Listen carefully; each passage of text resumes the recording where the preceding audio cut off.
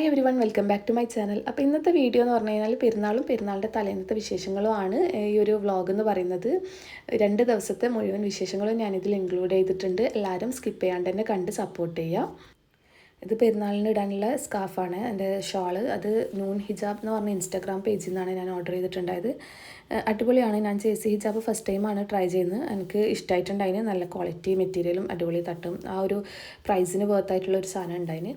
അപ്പം നിങ്ങൾ ആർക്കെങ്കിലും ഷോൾസും കാര്യങ്ങളൊക്കെ വേണമെങ്കിൽ പേജ് ഞാൻ ഡിസ്ക്രിപ്ഷൻ ബോക്സിൽ കൊടുക്കാം.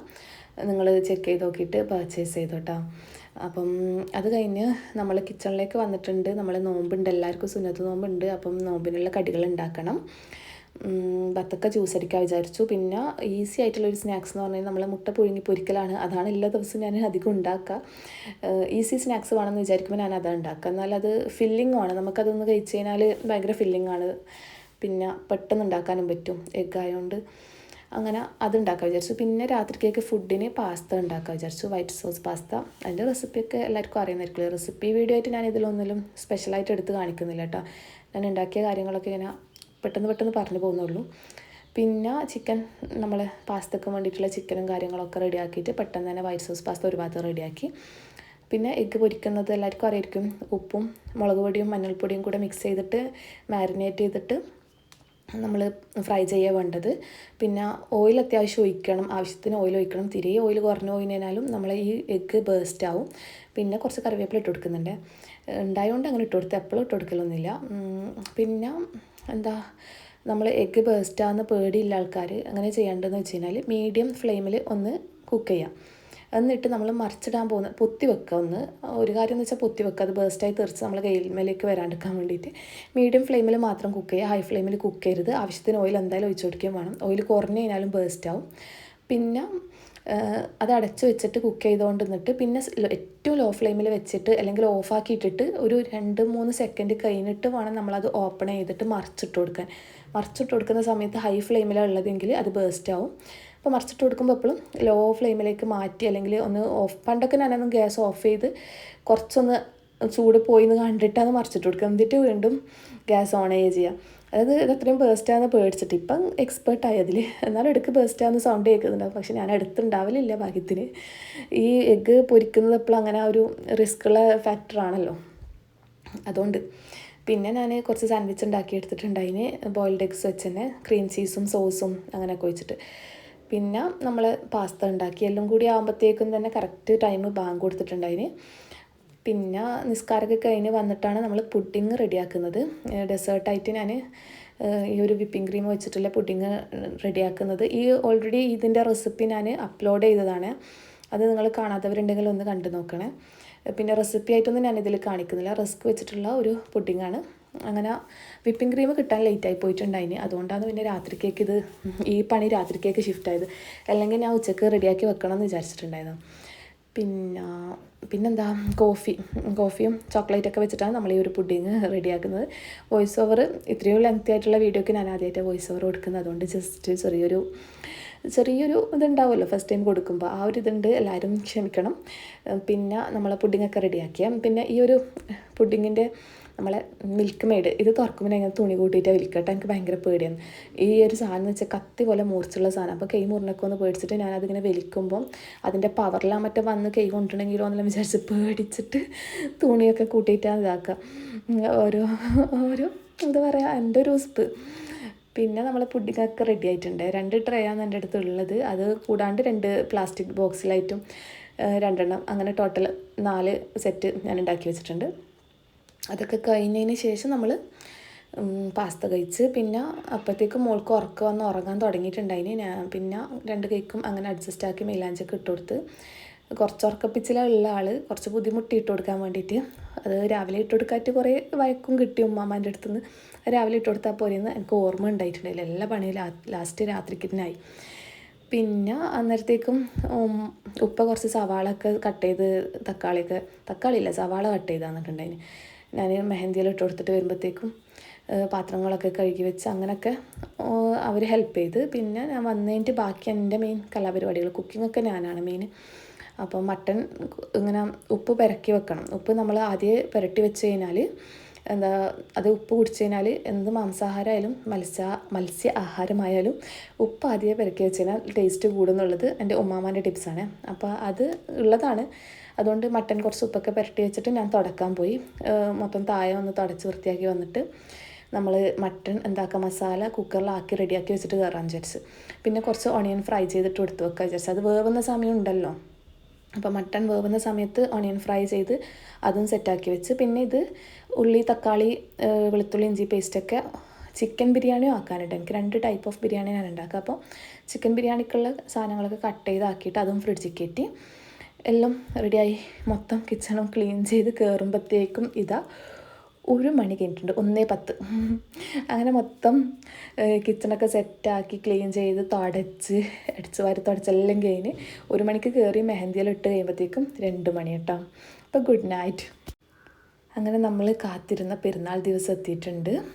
ഇതാ ഈദിൻ്റെ ആ ഒരു തക്ബീർ ധ്വനികൾ കേട്ടുകൊണ്ടുള്ള ആ ഒരു ബിരിയാണീൻ്റെ സ്മെല്ലും ഇങ്ങനെ കുക്കിങ്ങും കാര്യങ്ങളും ഒക്കെ ആയിട്ട് കിച്ചൺ ആ ഒരു ഈദ് വൈബിലേക്ക് എത്തിയിട്ടുണ്ട്.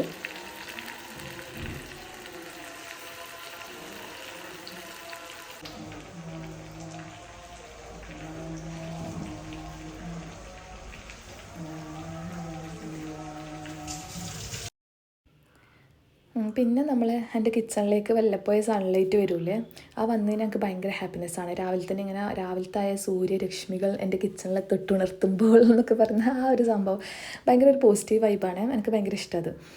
ഞാൻ വീഡിയോ എടുക്കാൻ വേണ്ടി മാത്രമല്ല, മൊത്തത്തിൽ രാവിലെ എഴുന്നേറ്റ് നമ്മൾ കുക്ക് ചെയ്യുന്ന സമയത്ത് ഈ രാവിലത്തെ സൂര്യൻ്റെ വെളിച്ചിങ്ങനെ ഏൽക്കുന്നതെല്ലാം ഒരു പോസിറ്റീവ് വൈബ് തരുന്ന ഒന്നാണ്. അപ്പോൾ അതൊക്കെ കണ്ട് ആസ്വദിച്ചുകൊണ്ട് ഞാൻ ഇങ്ങനെ കുക്ക് ചെയ്യുന്നതാണ്. എന്താ ബിരിയാണി ദമ്മിടലായി. നമ്മൾ ഇന്നലെ പൊരിച്ച് വെച്ച സവാളയും മല്ലിച്ചപ്പും നല്ല എന്താ പറയുക RKGക്കകത്ത് വരട്ടിയല്ല ഫ്രൈ ചെയ്തെടുത്ത് നമ്മൾ കാഷ്യൂ നട്ട്സും ഒക്കെ ഇട്ടിട്ട് എന്താ പറയുക ആസ്വദിച്ചിട്ട് മനസ്സറിഞ്ഞിട്ട് ഞാൻ കുക്ക് ചെയ്ത്. അതുപോലെ തന്നെ മാഷാ അല്ലാഹ് അൽഹംദുലില്ലാഹ് എൻ്റെ ബിരിയാണി അടിപൊളിയായിട്ട് വന്നിട്ടുണ്ടായിരുന്നു. ഇപ്രാവശ്യം എപ്പോഴും ടേസ്റ്റ് ഉണ്ടാവലുണ്ട്, പക്ഷേ എന്താ പറയുക പെർഫെക്റ്റ് ആയിട്ട് വരുമല്ലോ. നമ്മളിങ്ങനെ വായിന്ന് വെള്ളം വരുന്നത് അങ്ങനത്തെ രീതിയിലാണ് ഇപ്രാവശ്യത്തെ ബിരിയാണി ഉണ്ടായത്. എനിക്ക് ഭയങ്കരമായിട്ട് ഇഷ്ടമായിട്ടുണ്ടായിരുന്നു. വീട്ടിലെല്ലാവർക്കും നല്ല ഇഷ്ടമായിട്ടുണ്ടായിരുന്നു കേട്ടോ. അപ്പം അങ്ങനെ നമ്മളെ മട്ടൻ ബിരിയാണി ഇവിടെ റെഡി ആയിട്ടുണ്ട്. പിന്നെ നമ്മൾ ചിക്കൻ ഫ്രൈയും ഒരു ഭാഗത്ത് നിന്ന് ഇങ്ങനെ റെഡി ആയിക്കൊണ്ട് നിൽക്കുന്നുണ്ട്, അതും സെറ്റാവുന്നുണ്ട്. അങ്ങനെ നമ്മൾ ചിക്കൻ മാരിനേറ്റ് ചെയ്ത ചിക്കൻ കുറച്ച് എക്സ്ട്രാ ഉള്ള പോലെ തോന്നിയോണ്ട് പിന്നെ ഞാൻ അതിൽ നിന്ന് കുറച്ചെടുത്ത് മാറ്റി ഫ്രിഡ്ജിൽ വെച്ച്. ഇത് നമുക്ക് മതിയാവും. പിന്നെ എന്താ അതുകൊണ്ട് പിന്നെ എക്സ്ട്രാ കുറേ ആയിട്ട് ബാക്കിയാവണ്ടെന്നുകൊണ്ട് ഞാൻ ചിക്കൻ കുറച്ച് മാറ്റി വെച്ചിട്ടുണ്ട്. ഇനി അങ്ങനെ നമ്മളെ ചിക്കൻ ഫ്രൈ റെഡിയായി. ഇനി നമുക്ക് വേണ്ടത് എന്താ ചിക്കൻ ബിരിയാണി റെഡിയാക്കണം. വെച്ച് കഴിഞ്ഞാൽ ഉമ്മാമക്ക് നമ്മളെ മട്ടനും ബീഫൊന്നും കഴിച്ചുകൂടാ, ഹെൽത്ത് ഇഷ്യൂസ് ഉള്ളതുകൊണ്ട്. ഇനി പിന്നെ മട്ടൻ ബിരിയാണി ഇങ്ങനെ ദമ്മിട്ടിട്ടുള്ളത് കേട്ടോ. നമ്മൾ കുക്കർ ഇങ്ങനെ മുകളിൽ വെച്ചിട്ട് ദമ്മിടുക. പിന്നെ ഫോയിൽ പേപ്പർ ഉണ്ടെങ്കിൽ അത് വെച്ചിട്ട് ഞാൻ ചെയ്യലുണ്ട്, പക്ഷേ ഫോയിൽ പേപ്പറൊന്നും ഇല്ല ഇപ്പം. അതുകൊണ്ട് പിന്നെ ഉമ്മാമൻ്റെ ഒരു ടെക്നിക്കാണ് വെയിറ്റുള്ള കുക്കർ എടുത്ത് ഇങ്ങനെ മുകളിൽ വെക്കുന്നത്. ആ രീതിയിൽ അതിൻ്റെ ദമ്മിടാൻ വെച്ച്. അതിനിടയിൽ നമ്മളെ സിറ്റ് ഔട്ട് ഒന്ന് തുടക്കാനുണ്ടായിന്. രാത്രി തുടക്കുന്ന സമയത്ത് സിറ്റ് ഔട്ട് തുടച്ചിട്ടുണ്ടായിട്ടില്ല. അപ്പോൾ സിറ്റ് ഔട്ട് മാത്രമായിട്ട് വേഗം ഒന്ന് തുടച്ചിട്ട് വന്ന്. ഇനിയിപ്പം ചായ കുടിയാണ്. ചായയൊക്കെ നേരത്തെ റെഡിയാക്കിയിട്ടുണ്ടെങ്കിലും ഞാനിപ്പോഴാണ് ചായ ഒന്ന് കുടിക്കുന്നത്. സംഭവം രാവിലെ തന്നെ എനിക്ക് ഇറങ്ങൂല, മൊത്തത്തിലൊന്ന് റെഡി ആവണം. പണീൻ്റെ തിരക്കിൽ ആ ഒരു ടെൻഷനിലാണ് ഉണ്ടാവുക. അപ്പം എല്ലാം ഒന്ന് ഏകദേശം സെറ്റായാലേ ചായ ഇറങ്ങുള്ളൂ. അപ്പം പിന്നെ ചായ കുടിച്ച് ഇനിയിപ്പം ചിക്കൻ ബിരിയാണി റെഡിയാക്കണം. ഉമ്മാമക്ക് ഹെൽത്ത് ഇഷ്യൂസ് ഉള്ളതുകൊണ്ട് തന്നെ മട്ടനും ബീഫൊന്നും പറ്റില്ല. അപ്പോൾ കുക്കറിൽ പെട്ടെന്നുള്ള ഒരു തട്ടിക്കൂട്ട് ബിരിയാണി റെഡിയാക്കുന്നതാണ്. പിന്നെ കുക്കറിൽ നമ്മൾ റൈസ് വേവിക്കുമ്പോൾ എന്താണ് എൻ്റെ എപ്പോഴും ഉടനെ പോകട്ടെ. ഞാൻ ഈ അടുത്ത് പഠിച്ചൊരു ടിപ്പുണ്ട് അങ്ങനെ ഉടനെ പോകാണ്ടിരിക്കാൻ വേണ്ടിയിട്ട്. അങ്ങനെയാണെന്ന് വെച്ച് കഴിഞ്ഞാൽ വിസിൽ ഊരി വെച്ചിട്ട് കുക്ക് ചെയ്യുക. എന്നിട്ട് അതിൻ്റെ അകത്ത് ഈ വിസിലിൻ്റെ കോയിലിലൂടെ ഇങ്ങനെ പ്രഷർ പുറത്തേക്ക് വരാൻ തുടങ്ങൂല. അതായത് ഉള്ളിൽ പ്രഷർ നിറഞ്ഞു കഴിഞ്ഞാൽ ഈ പുറത്തേക്ക് വരാൻ തുടങ്ങും. ആ സമയത്ത് ഗ്യാസ് ഓഫ് ചെയ്തിട്ട് വിസിൽ വെച്ച് കൊടുക്കുക. വിസിൽ വെക്കുമ്പോൾ ഒന്ന് ശ്രദ്ധിക്കണം, പ്രഷറിൻ്റെ ഇതിൽ ആവി പുറത്തേക്ക് വരുന്നെങ്കിൽ കൈ പൊള്ളാണ്ട് നോക്കണം. എന്നിട്ട് വിസിൽ വെച്ച് കൊടുക്കുക. വിസിൽ വെച്ച് കൊടുത്ത് കഴിഞ്ഞാൽ ബാക്കി അതിൻ്റെ അകത്തുനിന്ന് വെന്തോളും. അതായത് ഗ്യാസ് ഓഫ് ചെയ്യണം കേട്ടോ. ഞാൻ പണ്ടൊക്കെ ചെയ്തിരുന്നത് വെച്ച് കഴിഞ്ഞാൽ 2 വിസിൽ ഹൈ ഫ്ലെയിമിൽ അങ്ങ് 2 വിസിൽ കൂക്കിക്കലാണ്. അങ്ങനെ വിസിലായിട്ട് വേണ്ട ആവശ്യമില്ല. വിസിൽ ഊരി വെച്ചിട്ട് കുക്ക് ചെയ്യുക. അതിൻ്റെ ഉള്ളിൽ പ്രഷർ നിറഞ്ഞതിന് ശേഷം ഗ്യാസ് ഓഫ് ചെയ്തിട്ട് വിസിൽ വെച്ച് കൊടുക്കാം. ക്ലിയർ ആയിട്ടുണ്ടാവുമെന്ന് വിചാരിക്കുന്നു. ഇല്ലെങ്കിൽ കമൻറ്റ് സെക്ഷനിൽ പറഞ്ഞു കഴിഞ്ഞാൽ ഞാൻ വേണമെങ്കിൽ ഷോർട്സ് ആയിട്ടോ അങ്ങനെ എന്തെങ്കിലും അപ്ലോഡ് ചെയ്ത് തരാം. എനിവേ അങ്ങനെ നമ്മൾ ഒട്ടിപ്പിടിക്കാണ്ട് നല്ല അടിപൊളി റൈസ് നമുക്ക് കുക്കറിൽ ഉണ്ടാക്കിയെടുക്കാൻ പറ്റും കേട്ടോ. പിന്നെ കക്കിരിയും കാര്യങ്ങളൊക്കെ എന്താ പറയുക ഉമ്മാമ കട്ട് ചെയ്ത് വെച്ചിട്ടുണ്ടായിരുന്നു. അതൊന്ന് മിക്സ് ചെയ്യണം. തൈരൊക്കെ ചേർത്ത് ഉപ്പൊക്കെ ചേർത്ത് മിക്സപ്പ് ആക്കിയിട്ട് അതും റെഡിയാക്കി വെച്ചിട്ട് പിന്നെ നമ്മൾ ക്ലീനിങ് കാര്യങ്ങളൊക്കെയാണ്. കുക്കിംഗ് മൊത്തം കഴിഞ്ഞിട്ടുണ്ട്. അപ്പോൾ പെട്ടെന്ന് തന്നെ ക്ലീൻ ചെയ്യുന്നതാണ്.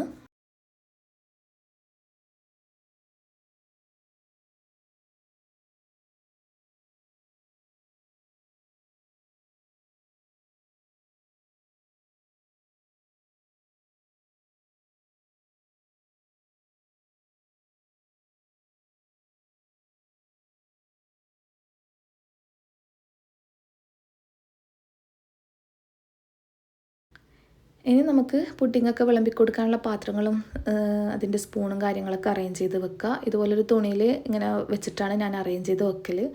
ഇത് എപ്പോഴും ഞാൻ ഇങ്ങനെ തന്നെയാണ് എല്ലാ പെരുന്നാളിനും. അങ്ങനെ ആകുമ്പോൾ എനിക്ക് ആൾക്കാർ വന്നു കഴിഞ്ഞാൽ പെട്ടെന്ന് തന്നെ വിളമ്പി കൊടുക്കാൻ ആ ഒരു ഈസിനെസ് ഫീൽ ചെയ്യലുണ്ട്. അതുകൊണ്ട് ഇങ്ങനെ ഒരു അറേഞ്ച്മെൻറ്റ് ചെയ്യുന്നത്. പിന്നെ കൊടുക്കാനുള്ള ട്രേ, സ്പൂണ്, പാത്രങ്ങൾ അത് മൂന്നാണ് അവിടെ അറേഞ്ച് ചെയ്ത് വെക്കുക. പിന്നെ നമ്മൾ ഫ്രൂട്ട്സൊക്കെ കട്ട് ചെയ്തിട്ടുണ്ട്, അതിങ്ങനെ ക്ലിങ് റാപ്പ് ചെയ്ത് വെക്കുന്നുണ്ട്. അപ്പോൾ എല്ലാം കൂടിയായി നമ്മളെ കിച്ചണിലെ പണി മൊത്തം കഴിഞ്ഞിട്ടുണ്ട്. ഇനി ഫൈനലായിട്ട് ഒന്നും കൂടെ തട്ടൊക്കെ തോർത്തി ഒന്നും കൂടെ വേസും കാര്യങ്ങളൊക്കെ കഴുകിയിട്ട് കയറലാണ്. അപ്പം എല്ലാം കഴിഞ്ഞ് ഇങ്ങനെ ഫുഡ്, ഇങ്ങനെ ഡിലീഷ്യസ് ഫുഡ് ഇങ്ങനെ ഉണ്ടാക്കി വെച്ചിട്ട് കാണുമ്പോൾ ഉള്ള ഒരു സന്തോഷമില്ല, വല്ലാതൊരു സന്തോഷം തന്നെയാണ്. ഇതിൻ്റെ ബേക്കിൽ ഇത്രയും എഫേർട്ട് ഉണ്ടെന്നുള്ളത് ആദ്യം അറിയാതെ ഒരു മനസ്സിലാക്കുക. അല്ല, ക്ലീൻ ചെയ്യുന്ന ആൾക്കാർ, എൻ്റെ ഫ്രണ്ട്സൊക്കെ പറയുന്നത് എനിക്കെന്താ അറിയണം ക്ലീനിങ് കാര്യങ്ങൾ. കുക്കിംഗ് ആണ് എഫേർട്ട്ലെസ് എന്നൊക്കെ പറയുന്ന ആൾക്കാരൊക്കെ ഉണ്ട്. കുക്കിംഗ് അങ്ങനെ എഫേർട്ട്ലെസ് ഒന്നുമല്ല. അതിന് പ്ലാനിങ് മുതൽ എഫേർട്ടാണ്. ഒരു എന്താ പറയുക, സവാള 4 വേണമെങ്കിൽ ആ 4 ഉണ്ടോ എന്ന് ചിന്തിച്ച് തുടങ്ങുന്നിടത്ത് കുക്കിംഗ് സ്റ്റാർട്ട് ചെയ്യുന്നുണ്ട്. എന്തുണ്ടാക്കണം എന്നുള്ളത് മുതൽ, അരി പുതിർത്തുന്നത് മുതൽ കുക്കിംഗ് സ്റ്റാർട്ട് ചെയ്യുന്നുണ്ട്. അപ്പം ക്ലീൻ ചെയ്യുന്ന ആൾക്കാർ കുക്കിങ്ങിനെ കുറവാക്കി പറയുന്നുണ്ട്. എല്ലാത്തിനും അതിൻ്റെതായ എഫേർട്ടും അതിൻ്റെതായ കാര്യങ്ങളും ഉണ്ടെന്നുള്ളത് ആദ്യം മനസ്സിലാക്കുക. അപ്പം നമ്മൾ അതിനിടയ്ക്ക് എൻ്റെ ബ്രദറും പിള്ളേരൊക്കെ വന്നിട്ട് അവർക്കൊക്കെ ഡെസേർട്ടൊക്കെ കൊടുത്ത് അവരൊക്കെ പോയതിന് ശേഷം ഞാൻ കുളിച്ച് റെഡിയായി താഴെ വന്നിട്ടുണ്ട്. അപ്പോഴത്തേക്കും ഉപ്പ ടേബിളും കാര്യങ്ങളൊക്കെ സെറ്റ് ചെയ്തിട്ട് എന്നെ വെയിറ്റ് ചെയ്യുന്നുണ്ടായിന്. അങ്ങനെ വന്ന് എല്ലാവരും ഒന്നിച്ച് ബിരിയാണിയൊക്കെ കഴിച്ച്, ബിരിയാണി കാണുമ്പം തന്നെ ആ ഒരു മനസ്സിലാകുന്നുണ്ടാവില്ലേ അടിപൊളിയാണെന്നുള്ളത്. വീഡിയോയിൽ കാണുമ്പം തന്നെ അതിൻ്റെ ഒരു ടേസ്റ്റ് മനസ്സിലാകുന്നുണ്ടാവില്ലേ. മാഷാ അല്ലാ, ഇപ്പോൾ ആലോചിക്കുമ്പോൾ തന്നെ വായിന്ന് വെള്ളം വരുന്നു കേട്ടോ. അയ്യോ, അതുപോലെ മട്ടൻ ബിരിയാണി, ബീഫ് ബിരിയാണിയൊക്കെ ചിക്കൻ ഫ്രൈൻ്റെ കൂടെ ഭയങ്കര കോംബോ അല്ലേ. അങ്ങനെ ഫുഡൊക്കെ കഴിച്ച് കയറി കിച്ചണൊന്നും കൂടെ ക്ലീൻ ചെയ്ത്, ഫുഡ് കഴിച്ചതിൻ്റെ ഒരു ക്ലീനിങ് ഉണ്ടല്ലോ, അതൊക്കെ കഴിഞ്ഞിട്ട് വേണം നമ്മൾ കയറാൻ. അങ്ങനെ ഈസി അല്ല കിച്ചണിലെ പരിപാടി. എന്നിട്ട് നമ്മൾ getting ready to go my husband's home. അപ്പം ഹബീൻ്റെ വീട്ടിലേക്ക് പോകണം, അതിന് വേണ്ടിയിട്ടുള്ള ഗെറ്റ് റെഡിയാണ്. ചെറുതായിട്ട് കുഞ്ഞു മേക്കപ്പും കാര്യങ്ങളൊക്കെ ഇട്ട് ഒന്ന് ചെറുതായിട്ടൊന്ന് സുന്ദരി ആയിട്ടുണ്ട്. പിന്നെ മോളും ഇതുപോലെ ഒരു ഗൗണൊക്കെ ഇട്ടിട്ടുണ്ടായത്. അപ്പം നമ്മൾ രണ്ടാളും റെഡിയായി ഫൈനലായിട്ട് പെർഫ്യൂം അടക്കം അടിച്ച് നമ്മൾ പോകുന്നതാണ് ഹസ്ബൻഡ് വീട്ടിലേക്ക്. പിന്നെ വേറെ കാര്യമായിട്ട് എവിടെയും പോയിട്ടുണ്ടായില്ല. പിന്നെ 2-3 വീട്ടിലും പോയിട്ടുണ്ടായിന്, അനിയത്തിൻ്റെ ഹസ്ബൻഡിൻ്റെ വീട്, അങ്ങനെയൊക്കെ പോയിട്ട് പിന്നെ നമ്മൾ തിരിച്ച് വീട്ടിലേക്ക് വന്നിട്ടാ. ഹസ്ബൻഡ് വീട്ടിൽ നിന്ന് നല്ല അടിപൊളി ബദാം പായസം കിട്ടിയിട്ടുണ്ടായിന്, ബദാം കാച്ചിയത്. അതൊക്കെ കുടിച്ച് എല്ലായിടത്തും പോയിട്ട് വന്നിട്ട് പിന്നെ വീട്ടിലിരുന്ന് സ്ക്രോളിങ് എൻഡ്ലെസ് സ്ക്രോളിങ്. പിന്നെ ഫോണും നോക്കി ഇങ്ങനെ ഇരിക്കുന്നതിൻ്റെ ഇടയിൽ കസിൻസൊക്കെ വന്ന് അവരെല്ലാമായിട്ട് ഫോട്ടോസൊക്കെ എടുത്ത് അങ്ങനെ ഈവനിങ് ആയി കേട്ടോ. പിന്നെ ഈവനിങ് ആയപ്പോഴത്തേക്കും നല്ല വിശപ്പ്. ഞാൻ പൊതുവേ രാത്രിയാണ് ഫുഡ് കഴിക്കൽ, രാവിലെ രാത്രി 2 നേരമാണ് പെരുന്നാളിന് ഫുഡ് പൊതുവേ കഴിക്കുക. ഇവിടെ നിന്ന് എല്ലാവരും അതെ, ഉച്ചക്ക് കഴിക്കാൻ നിൽക്കില്ല. ഉച്ചക്ക് പിന്നെ എന്തെങ്കിലും ഡെസേർട്ട്സ് ഉണ്ടെങ്കിൽ അത് കഴിക്കുക, അങ്ങനെയുള്ളൂ. അപ്പം രാത്രി ആവാൻ നിൽക്കാൻ പറ്റിയിട്ടുണ്ടായില്ല, എനിക്ക് നല്ല വിശക്കാൻ തുടങ്ങി. രാവിലെ നമ്മൾ ലേറ്റായിട്ട് കുറച്ച് കഴിച്ചിട്ടുണ്ടായിരുന്നു. അപ്പോൾ ഈവനിങ് ആയപ്പം തന്നെ എല്ലാവരും ഇരുന്ന് 2ാമത്തെ ട്രിപ്പ് ഫുഡ് കഴിക്കുന്നതാണ്. ഈ ഈവനിങ് അല്ലെങ്കിൽ രാത്രി 2ാമത് കഴിക്കുന്ന ഫുഡാണ് എനിക്ക് കൂടുതൽ ഇഷ്ടം കേട്ടോ. രാവിലത്തേനേക്കാളും രാവിലെ എല്ലാവരും വരുന്ന ഗസ്റ്റ് തിരക്ക്, അതിനിടയിൽ അങ്ങനെ കഴിക്കാനുള്ള ഒരു മൂഡ് അത്ര ഉണ്ടാവില്ല. പിന്നെ വെച്ച് കഴിഞ്ഞാൽ നമ്മൾ എല്ലായിടത്തും പോകണം, വരുന്ന ഗസ്റ്റിനെ ട്രീറ്റ് ചെയ്യണം. നമ്മൾ നിറയെ ഫുഡ് ഇങ്ങനെ കുറേ കഴിച്ച് കഴിഞ്ഞാൽ നമുക്ക് ഭയങ്കര കിടക്കാനും ഉറങ്ങാനുള്ള ടെൻഡൻസി കൂടുതലായിരിക്കുമല്ലോ. അപ്പം അതുകൊണ്ട് തന്നെ ഞാൻ കുറച്ചേ കഴിക്കുള്ളൂ, ആവശ്യത്തിനനുസരിച്ചിട്ട് കഴിക്കും. പക്ഷേ ഈവനിങ് അങ്ങനെയല്ല, എല്ലാ കടവും തീർക്കും. ഉച്ചക്ക് കഴിക്കാത്തത്, രാവിലെ നേർക്ക് കഴിക്കാതെ എല്ലാ കടവും കൂടെ തീർത്തിട്ട് രാത്രി ആ ഒരു മഗ്‌രിബിൻ്റെ സമയത്ത്, മഗ്‌രിബ് കഴിഞ്ഞിട്ടാണ് പൊതുവെ ചെയ്യൽ, പക്ഷേ ഇപ്രാവശ്യം ഈവനിങ് തന്നെ നിറയെ ബിരിയാണി നല്ല ആസ്വദിച്ച് ബാക്കിയുള്ള എല്ലാ ഫ്രൈയും തട്ടിക്കൂട്ടി എല്ലാ പീസും എടുത്തിട്ടിട്ട് ഇങ്ങനെ ഇരുന്ന് കഴിക്കും. തൈരും അച്ചാറൊക്കെ കൂട്ടിയിട്ട്, അച്ചാർ കൂട്ടിയിട്ടില്ല ഇപ്രാവശ്യം, തൈര് മാത്രമേ എടുത്തിട്ടുള്ളൂ. അങ്ങനെ ബാക്കിയുള്ള ഫ്രൂട്ട്സും എല്ലാം കാലിയാക്കും. പിന്നെ അതെല്ലാം കഴിഞ്ഞ് അടുക്കളൊക്കെ ക്ലീൻ ചെയ്ത് കയറിയിട്ട് ഒരു ഡെസേർട്ട്സ് ബാക്കിയുള്ളത് മൊത്തം തട്ടി ഒരു പാത്രത്തിൽ നിറയെ കൂമ്പനെ ഡെസേർട്ട്സ് ഇട്ട്, കസ്റ്റേർഡ് പുഡിങ് ഡബിളായിട്ട് എടുക്കും. ഒരാൾക്ക് എടുക്കുന്നതിനേക്കാളും 2 ആൾക്ക് എടുക്കേണ്ട ക്വാണ്ടിറ്റിയിൽ എടുത്തിട്ട് അതിങ്ങനെ ഇരുന്ന് ആസ്വദിച്ച് തിന്നും. ഇത് വേറെ ലെവൽ വൈബാണ്. എനിക്ക് ഭയങ്കര ഇഷ്ടമുള്ള സംഭവം ഇതിന് ആ ഒരു രാത്രി അങ്ങനെ ഫുഡ് അടിക്കുന്നത്. അതൊക്കെ കഴിഞ്ഞ് കഴിഞ്ഞാൽ പിന്നെ എന്തെങ്കിലും ഫോണും കാര്യങ്ങളും ഫിലിമൊക്കെ കണ്ടിരുന്ന് കിടന്നുറങ്ങും. പിന്നെ ഇപ്രാവശ്യം പിന്നെ എഡിറ്റിങ്ങും കാര്യങ്ങളായിരുന്നു രാത്രിക്കത്തെ പണി. അതിന് രാത്രിയിലേക്ക് ഫിലിം ആയാലും എഡിറ്റിംഗ് ആയാലും എല്ലാം പ്ലാൻ ചെയ്യാന്നേ ഉള്ളൂ. ഒന്നും നടക്കൂല. കണ്ണ് താനാ അടഞ്ഞു പോകും. മാഗ്നറ്റ് പോലും തുറക്കാൻ കഴിയൂല, കാരണം തലേന്ന് അത്രയും ഉറക്കമായിരുന്നതുകൊണ്ട്.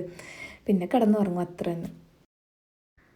അപ്പോൾ അത്രയൊക്കെ തന്നെ ഇതിൻ്റെ വിശേഷങ്ങൾ. വീഡിയോ ഇഷ്ടമായാൽ ലൈക്ക് ചെയ്യാനും സബ്സ്ക്രൈബ് ചെയ്യാനും മറക്കരുത്. അതുപോലെ ഇതിന് മുന്നത്തെ വീഡിയോസിലൊക്കെ സപ്പോർട്ട് ചെയ്ത് എല്ലാവരോടും താങ്ക് യു സോ മച്ച്.